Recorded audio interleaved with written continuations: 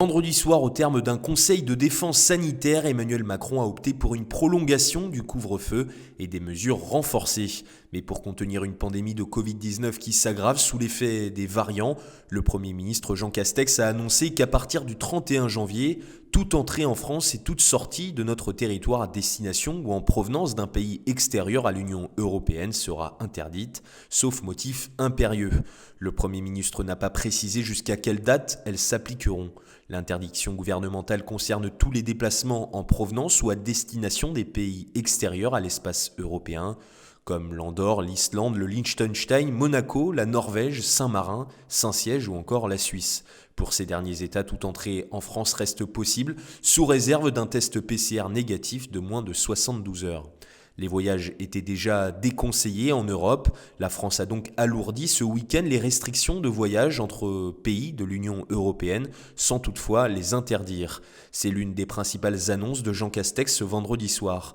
Toute entrée en France à partir d'un pays de l'Union européenne sera conditionnée à la réalisation d'un test PCR, à l'exception des travailleurs transfrontaliers, a indiqué le Premier ministre.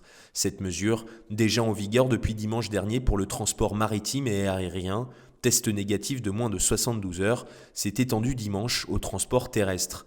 En clair, aux voyageurs qui franchissent les frontières par train et en voiture. Des contrôles aléatoires sont mis en place. L'État recommande par ailleurs toujours fortement de s'isoler pendant 7 jours, une fois arrivé en France, puis de refaire un deuxième test de dépistage PCR à l'issue de cette période de 7 jours.